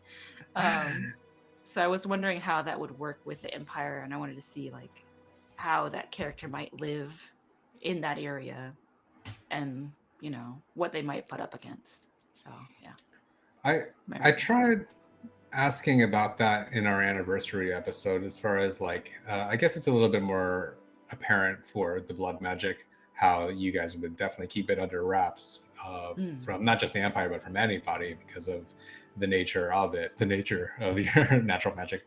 But something we haven't really dug into, and we haven't actually, I don't think we've ever asked Wes how the Empire feels about this sort of magical origin of the Dragonborn. Given your abilities, it sounds like she's just starting to find out more about herself. But then we also look across this sort of gulf to where the Pangenians are worshiping dragons and have, I don't know if they have, I think maybe they're Dragonborns or they're at least rare. There was one that we ran into in Oaktown. Was that in Oaktown? Maple Cross. Maple Crossroads. Thanks. Yeah, and she was kind of like the head of the sheriff. Lady Gilkess. Yeah, so she was at least in an upper management position, but so they're, I don't know.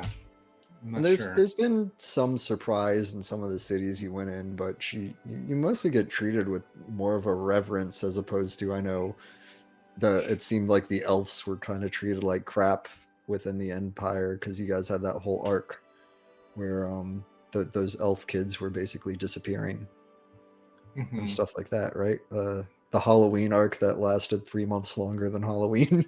Yeah. That maybe it's because of how rare gem dragonborn are. Yeah. Even amongst like the sparse population of dragonborn in general, it seems like such an exotic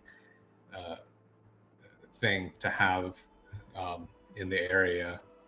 Right. And I think people don't really know how to react to it, or they know that they have some sort of magic, but yeah. Like in general, like the backstory that I had written for Willa was that she had grown up trying not to go out into the towns too often. And when she did, she tried to hide herself a bit. So yeah, I don't know. Well, we'll see what happens in the big city. Maybe it'll be a little bit different. Yeah, I was gonna say when we're in Verandril, it might be a little more cosmopolitan. Who knows? Maybe. You guys have been out in the sticks, the Bithlow of the Empire, and now you're going to the big city. Oh, we're all in Florida. That's right. Yeah, that's an Orlando reference for the Florida people out there. That's right. I'm like, oh yeah, US, yeah. Going back to what you were saying about the elves outside of the Maple Crossroads too, I think Wes had Bethel shout out. I think that there was something that maybe Wes had touched upon about some contention between elves and the War of Spell and Blade, or their relation to that. I know where Jamma's from, Halcyon, right outside on the right here, the Golden Thicket used to be. It's like a magical forest with elf ruins in it, and we even ran into, and I'm pretty sure that was Oaktown, the library that was once a school of some sort, or elf related, because it was the only building that had like elven architecture that we found those books in too. I think that they're around, but I don't know, maybe there's something that we have to just remind ourselves about the lore behind, what is the deal with their society within the Empire. Sure, when we get outside on the other side of the Ember Rim Mountains, it's going to be like races galore. It's going to be totally different. Yeah, me too. Well, I don't know. Career sounds more. It sounded more accepting of like magic and different things like that. At least from there. And then you guys, do we know if there's a plan for how you're getting through the Ember Rim Mountains, or you guys just kind of know there's a path and we're going to discover that along the way? Gonna wing it, I guess. Got that armor. We can fly. I don't know. As long as you don't, you might run into stone giants when you try and cross over it, so you might have to go under it. And if you do that, maybe you'll run into a Balrog. Who knows? Who knows? We'll see. But then again, we could fly around. There's moments of the campaign where I'm like, Wes is a big Lord of the Rings fan. Is he? Really? Yeah. Dude, come on, I'm just kidding. I know he is. That reminds me, I picked up those movies in UHD. I think those are in my mailbox right now. Great. Oh. Yeah, I don't know what our plan is. I feel so. What's on the map? It's the something garrison, West something garrison. Yeah, it's some kind of garrison. Yeah, so there's like a garrison near the mountains on the Imperial Road, and then it looks like it continues in, and there's also a river into the mountains. Thank you. West Warden garrison. Yeah, West Warden garrison. And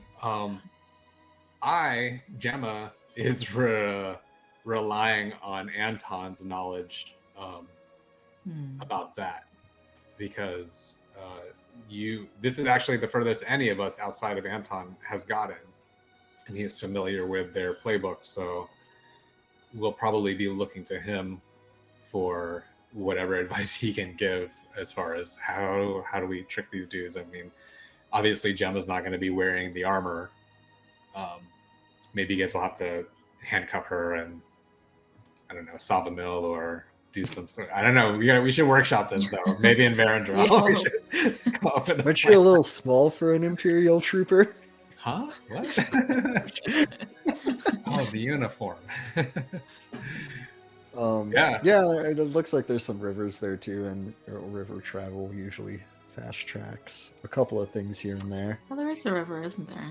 Yeah. Our luck is going to have river monsters or some crap like that, so we can't just swim past it. Or we'll just tie the boat We're to gonna have Sawmill. Sawmill's gonna be swimming in front of the boat like a dolphin. Yeah, exactly. The SpongeBob it, like David Hasselhoff. Yeah, that's great.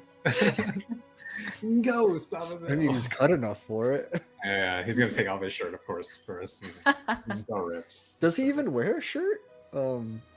I don't ask those questions. I just, I have what I have in my head. So. I think he has one in the art, but yeah. Right. His jaw is so chiseled that it distracts from everything else. See, we're gonna ruin it though, feeding him all this bacon and stuff. He's had a steady fish and cup diet and just shoving like land meats at him. Sawmill's gonna have dad bod by the end of this trip, and it's just gonna. When they get back home, they're gonna be like, "What the hell?" I'm too bored. I can't go to the bottom of the ocean anymore. I cannot. Oh man. I will say I do love Sawmill's vaguely Eastern European accent and finding out that Wes based it off of Tommy Wiseau. I love it. Oh yeah, we need to lean into that more. Yeah, of course. So, hi, Gemma. How you doing? Yeah, hi, Gemma. That's pretty amazing. We're gonna lose Hannah here. I don't think you've ever seen the movie. We're gonna have to get you a copy of that. So haven't done a bad movie night in a while.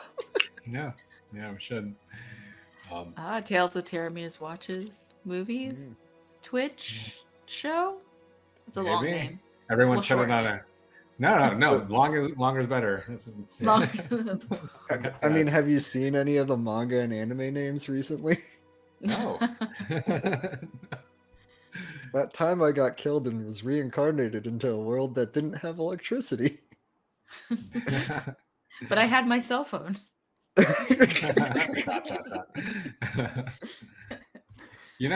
I wonder if we would be going this direction anyways. I know we had to go in this direction for Sawmill's quest.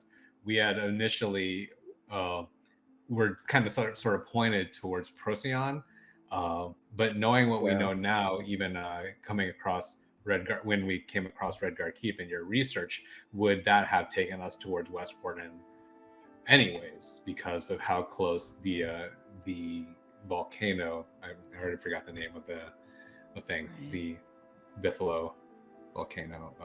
Not Bithlo. Melkador. Yeah, but that's in like the middle of career. But rather than going around the Ember Rim Mountains, because Procyon is way north, which is where Dana told us to go.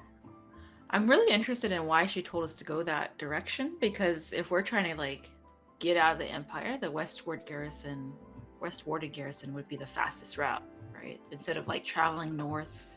Well, then you're going through a An empire. garrison and the mountains Yeah. and everything. So maybe she just assumed it'd be easier. Like, hey, lay low, just stick with a merchant caravan or something, and those probably take.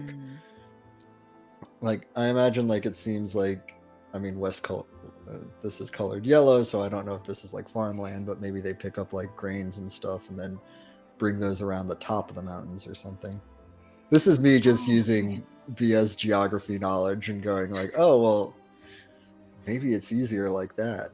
Well, I mean, it's a valid point, both of those too, because what you're saying is true. If we're having to go through a garrison, then there's a higher chance that we might get caught. Yeah. And coming from where we are now, Redguard, we're just sort of in far enough from the Empire or New Domar where they kind of leave them alone. So what you're saying is true. Is maybe we're going north. The further that we are, the easier it is to lay low. I kind of want to know what that monument is, though. I really wish we could get to that, like the one that's in the middle of the obelisk out here. Yeah. So, oh yeah, what is that? I don't know. I guess we're gonna have to take a. Hey, let's instead of going to Baron, let's see what that is. Let's just side quest. Is Varentril the capital? No, it's New Domar. New Domar is the capital. Okay, one so that's somewhere off of the map that we currently have up. Yeah. But that's being far.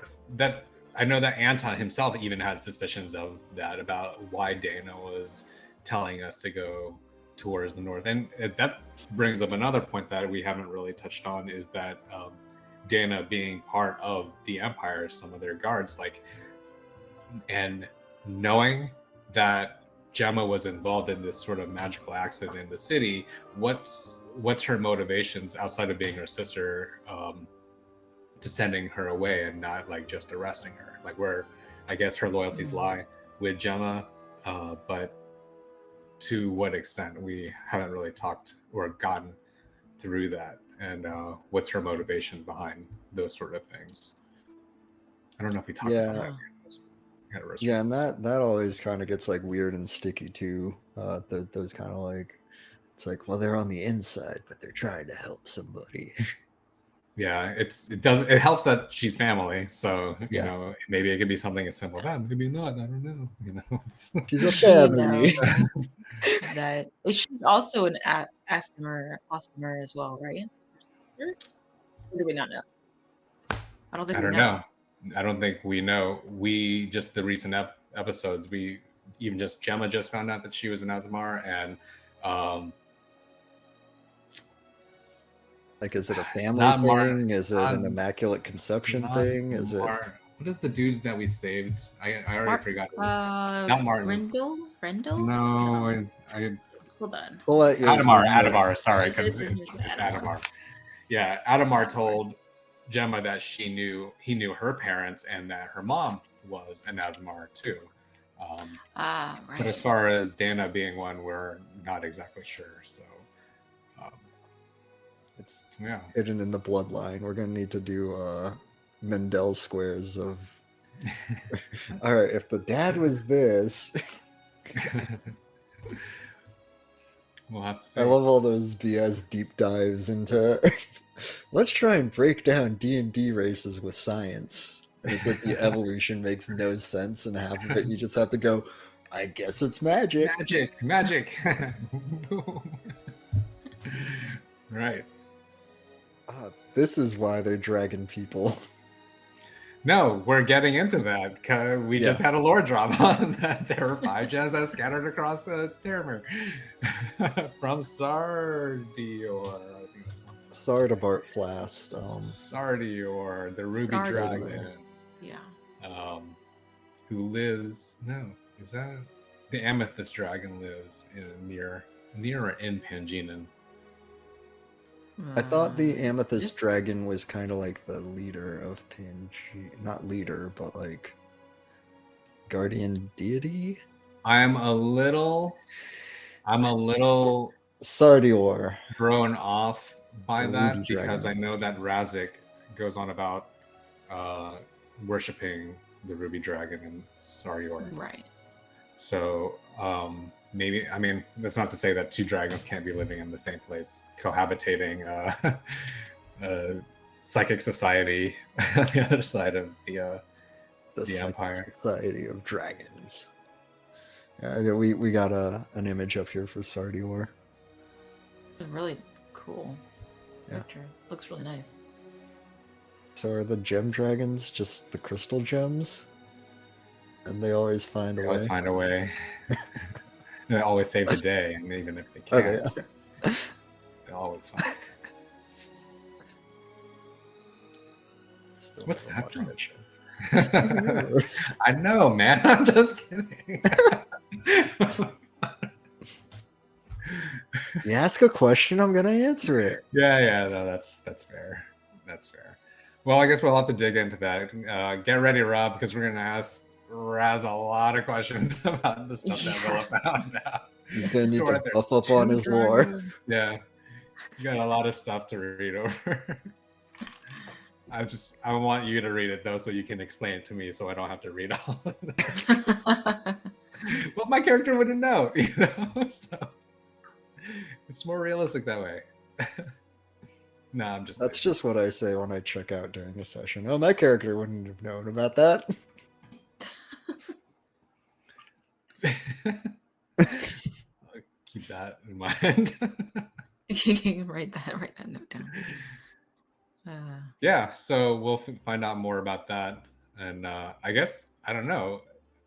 It feels like we're going to be swinging back around in that direction at some point. So who knows how far we'll have to go before we turn it around? Are we gonna go straight there and beeline it to Pangenan? I guess we'll find out on the road, right? Yeah. I Yeah, feel and like it'll. tree, so What was that? I feel like we have to visit the tree that is to the west of Career. Yeah, northwest. I don't remember if he found out exactly where. Oh, he said Undying Forest, so that's northwest. Can you bring up the big map again? Didn't. It is labeled on the big map.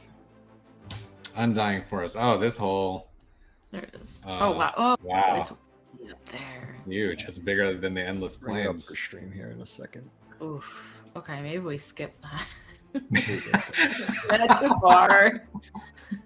Too far. Yeah, it's literally catty corner to Pangenan. Wait till Wes writes a bunch of stuff about it, then we can make a YouTube. Yeah, Sounds like he yeah. already has. Oh wow, that is far. Wow. That's very far. Don't Given do you? Go ahead. God. No, Do go you ahead. eventually get like some sort of teleportation spell? Eventually, is that in the books? Not the metagame, If I can get up to that level, then for sure I will pick it up.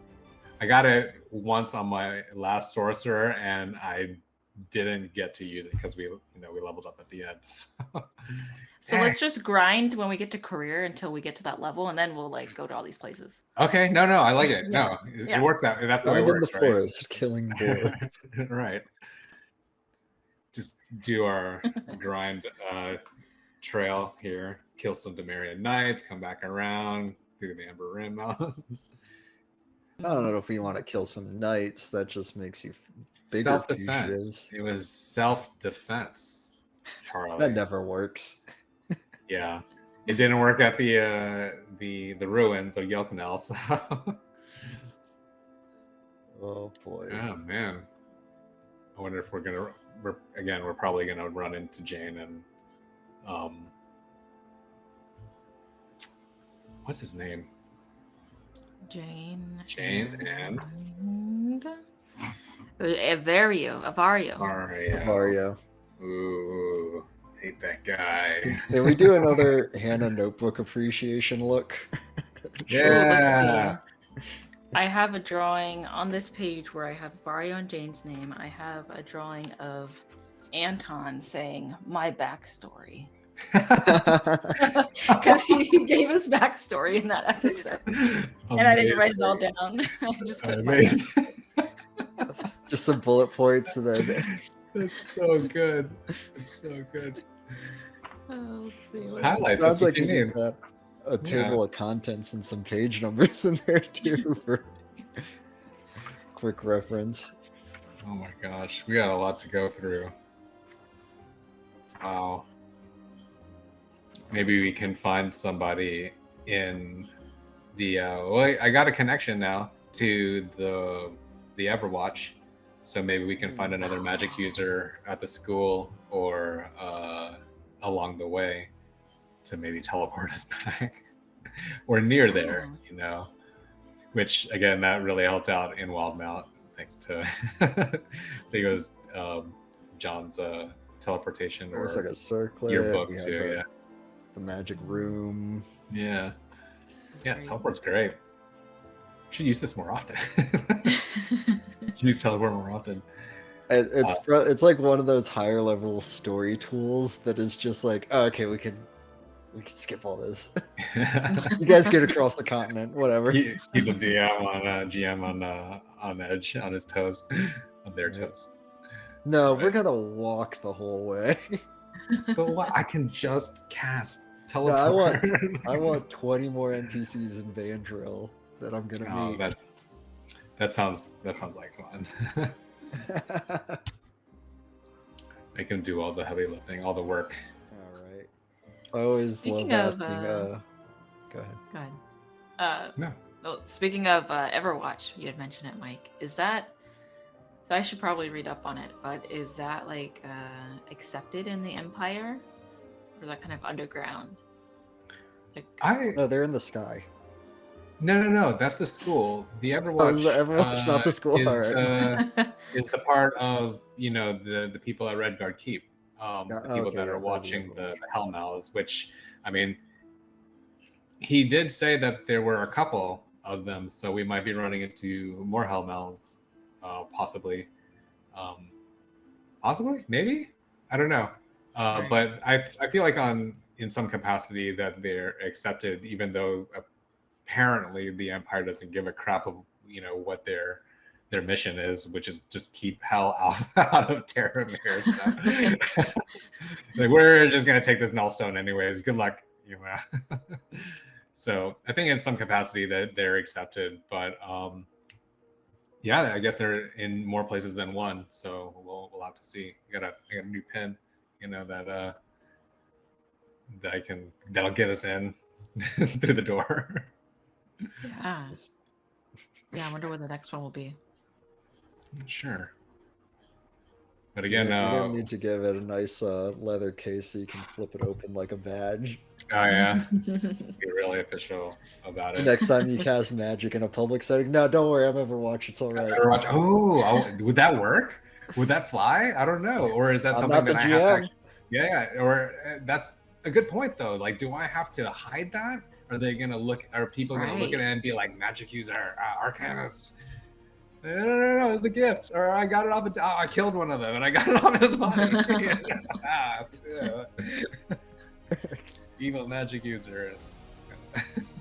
Nothing to see here. Right. Meanwhile, I have this big hill giant ear. I know. Shoving it into a magic bag. Like I would like to picture it so big that it's just really difficult to put in a bag of holding. The mechanics That's of the bag gross. of holdings or bags of holding. Yeah, no, it definitely can fit in, but it's just funny to think about. Oh no, walking yeah, around that's... with a poster board sized ear wrapped in copper wire or something. Are you attuned to that? I know we did some. There's a bunch of like we were saying earlier. That It's guy. not attunable. Yeah. It's not attunable. It's just So a anyone can thing. use them. Yeah, it's just a thing, which is it's great. Hopefully it'll come in handy. We need to.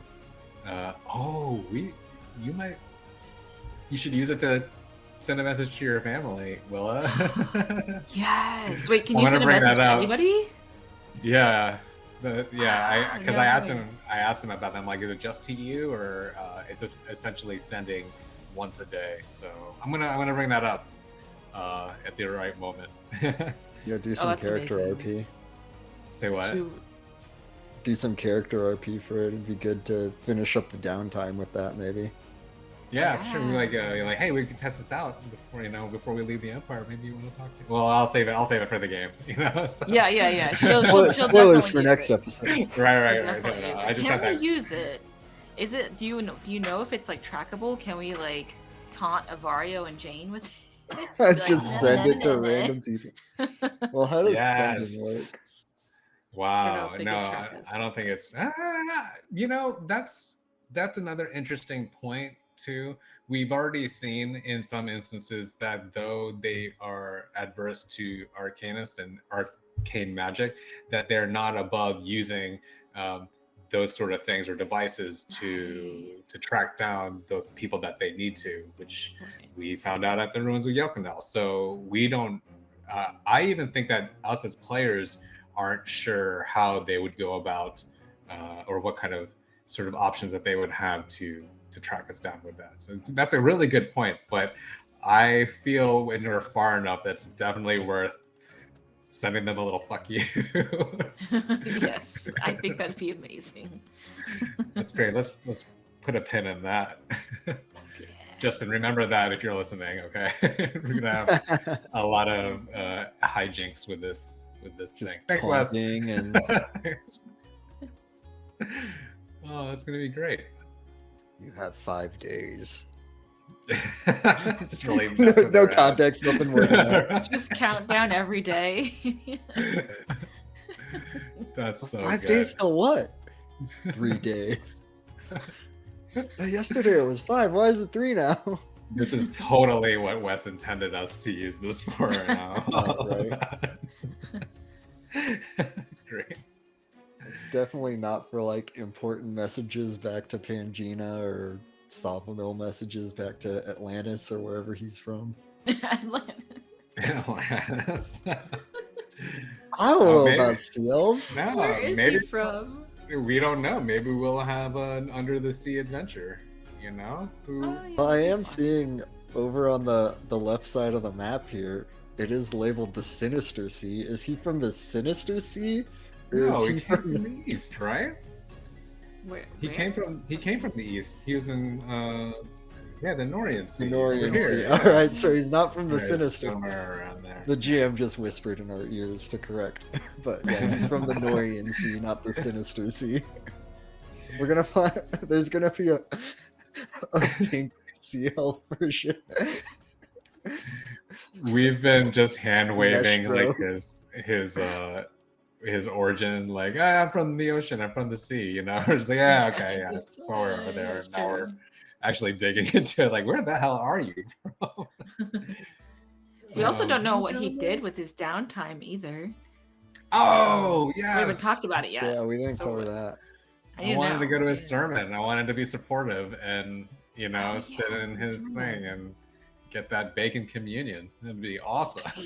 Yeah, he was preaching Quathalia for what, you guys were there for like a week? Yeah. You said? Oh, wait. Yeah. Yeah. Yeah. Yeah, that was like the So- first real downtime bit of the campaign that you guys had in a bit. Mm-hmm. And it's cool because I don't feel like in a lot of our other games too we actually use that mechanic, and I feel like Wes was excited to bring that into the game, which is great. You know, it kind of fit into the story, and it gave us that sort of reprieve from all the crap that we just ran into in the last month. And Yeah. you know, just coming back from hell and everything. So, Yeah, Yeah, the I- downtime can always be a fun kind of chunk where you can do a bit more RP and kind of like construct it a bit more versus kind of more of that off the cuff stuff going from there, which is always an interesting thing what people decide to do with their downtime. yeah, Which we had training, we had 2 researchers, a degenerate gambler who somehow came out with double his money. Go for like I that. said before, we ate all their bacon, we took all their money. You know, we're great guests. We're great. But we did bring all those bodies back. That's something. Yeah. We You got closed the the hole for bodies them. back. You closed the hole for now. We You got their beat the bone friend. devil. Hey, getting their friend was like a bonus thing, right? That wasn't even their main priority. I think To who? was Is getting the- what's his face? Adamar? Adamar? Yeah, Zinrel. Oh yeah. Well, yeah. Well, I mean, that was like I think a close secondary objective because Yeah, it was a like, secondary if we objective. can find our last magic user, that would be awesome. 'Cause we kind of need him. Yeah, This guy's Nullstone very first. Nullstone important. first. Yeah. But we need that rock more. Yeah. So rock first, Adamar Yeah. second. Body's third. Don't kill yourselves over it. Run, you fools. But yeah, I think you guys handled all of that well. You handled the downtime pretty well. And I think we handled this stream pretty well. I don't know about you guys, but I don't know if we're coming to a natural stopping point, but I'm segueing to it anyway. So I had a lot of fun being on camera for the first time. Thanks for anybody who tuned in. I enjoyed talking to Mike and Hannah. It was fun having a chat with you guys. I feel like we don't get to just talk that much and just kind of have a good time anymore. It's always like, let's get the campaign done, and I have to be that guy in the background hard assing you to get back on time for breaks and all that jazz. But unless anybody has anything else they want to plug or anything like that, or anything else they want to cover, we can wrap up here. You guys good with that? Sure. This was fun. All right. Yeah. So yeah, we'll be back to our regular schedule next week where you don't have to look at my ugly mug. So Tales of Terramir will be back with episode 28. We're gonna hit that big 3-0 soon, just like I am. July 26th, Wednesday, will be our stream. We're going to be starting at 8 o'clock like usual, 15 minutes before we start our countdown, so you get a little live notice then. And like I said before, if you want to rewatch this, it'll be up on YouTube in a couple days, and also an audio version will be on whatever podcast platforms you want to go through. We'll probably have some fun clips from this. If you guys liked anything in this episode, hopefully you made some clips on Twitch. That is a feature I think most people can use if you're subbed. And like I said earlier, we are on pretty much every social media, and recently we're on Threads, and we've been getting a little bit of traction there, and it's been fun. So if you're checking out Threads, make sure to follow us there too, because we did create one for that. And all things considered, thanks for tuning in tonight. Like I said earlier, it was fun chatting with you guys. We'll catch you next week for our regular game stream. See you guys. Bye. See you guys. Bye. Oh, I didn't cut to the stream ending. There it is. All right, bye for real.